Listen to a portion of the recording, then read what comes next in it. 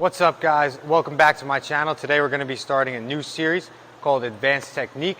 In today's video we're going to talk about how to properly brace your core, your lats, and achieve tightness in your deadlifts. So let's get into it.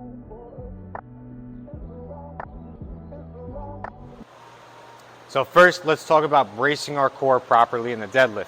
So most people start by standing in extension with their butt sticking out. So the first thing to get us out of extension and to become neutral is turn your glutes on slightly. That's going to pull my lower back out of extension.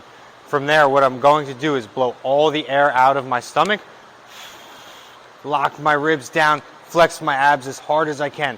This is going to engage our entire core. We're going to have tightness from our core straight into our lower back.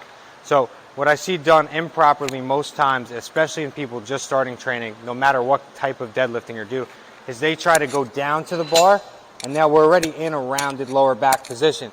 So from here, they'll try to set their hips and set their back. From here, we're not going to be able to lock in our core as good. I like to teach a top-down setup. So first things that we do is we turn our glutes on, a little squeeze, big deep breath in, blow all the air out.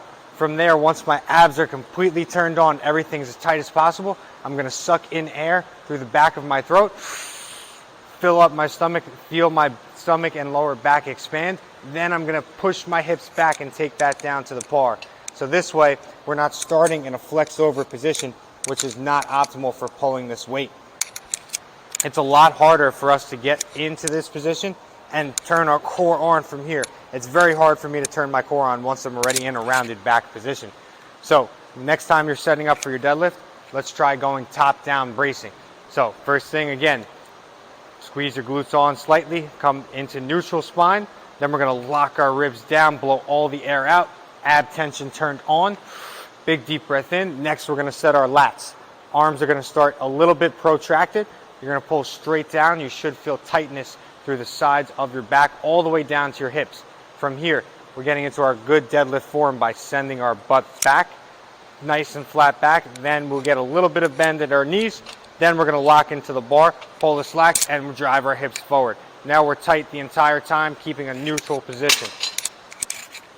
So a couple of ways that you can actually feel this is just by standing and getting your pelvis to rotate outward and then tuck your butt under. You'll feel your back go through extension and then all the way neutral and then past neutral tucked underneath. So another thing that most people do when they deadlift is once they pull, they get up nice and tall, they push all the way through, and now we're also in a bad position. This is also going to put a lot of tension on our lower back. So to make sure we stay neutral, we need even pressure applied from our core and our low back muscles. They should be pushing out the entire time that you're deadlifting. While we're in the bottom position, we're already set, push, push, push, get tall. Everything should still be tensioned. We're going to take that tension all the way back down to the floor, never letting go and getting floppy. So a couple drills we can do to do this is a cat-cow, where you're going to get on the floor, knees under your hips, and we're just going to move through our lower back, round it all the way, and then tuck it all the way underneath. It's a lot easier to see on the floor, but I'm showing you guys standing up right now. This way we can find our neutrality. So a couple other things to look for in your deadlift. A lot of our problems stem from our feet.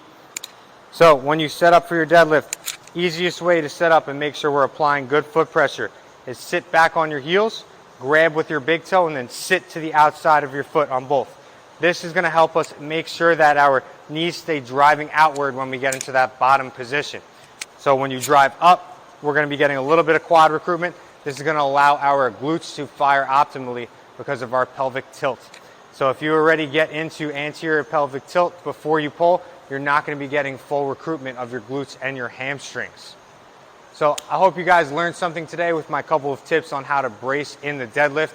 If you liked the video, please go like, subscribe, comment. Please leave me questions on any other videos you'd like to see. Again, I'd love to do a big Q&A with questions from you guys. Thank you for watching, and I'll see you guys next time.